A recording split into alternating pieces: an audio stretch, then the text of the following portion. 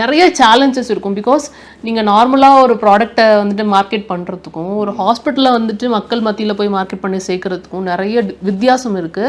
we need to follow some ethics in this. அப்படிங்கிறப்ப உங்களுக்கு என்ன சேலஞ்ச் இருக்குது இந்த விஷயத்தில்? சேலஞ்சஸ்ன்னு பார்த்தீங்கன்னா எத்திக்ஸ் தான். ஆஸ் ஐ செட் வந்து இப்போ நீங்கள் வாங்கன்னு எந்த ஹாஸ்பிட்டல் கூப்பிட முடியாது, ஏன்னா அதே அபசகுணமாக பார்ப்பாங்க. ஸோ இதில் ஒன்றே கூப்பிட வேண்டிய மாஸ்டர் செக்அப் வாங்கன்னு தான் சொல்ல முடியும் நம்ம ஆக்சுவலாக. ஸோ இதில் சேலஞ்சஸ்ன்னு சொல்லும் போது just you keep remain silent. இப்போ ஹோர்டிங்ஸ் வைக்கிறதோ ஒரு பெயிண்ட் ஒரு பில்டிங்க்கு பெயிண்ட் அடிக்கிறதோ, ஸோ இது மட்டும் தான் நம்ம சொல்ல முடியும், இங்கே இது இருக்குன்னு சொல்ல முடியும். அது ஒரு சேலஞ்சஸ்னால் இவ்வளோ தான், நம்ம அளவுக்கு மீறி போக முடியாது. So just we can keep informing. இப்போ ஒரு ஊரில் வந்து ஒரு மல்டி ஸ்பெஷாலிட்டி வருதுன்றதே ஒரு வரப்பிரசாதம் தான்.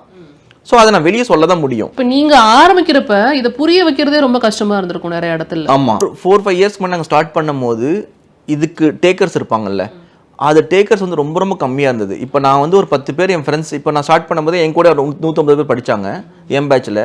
எனக்கு மேலேயும் கீழேயும் என் கூட கொலீக்ஸாக ஒரு 500 பேர் இருந்தாங்க. அப்ரோச் பண்ணும்போது பார்த்தீங்கன்னா அப்போ டேக்கர்ஸ் வந்து ரொம்ப ரொம்ப கம்மி. ஆஸ் சச் இப்போ பார்த்தீங்கன்னா அந்த ரேஷியோ ரொம்ப ரொம்ப இன்க்ரீஸ் ஆகிடுச்சு. இப்போ அவேர்னஸ் ரொம்ப இன்க்ரீஸ் ஆகிடுச்சு, எனக்கு இது வேணும். இப்போ சர்வைவலுக்கு வந்து it has become very much necessary. Marketing வந்து மக்களுக்கு டாக்டர்ஸ் புரிய ஆரம்பிச்சிருச்சு.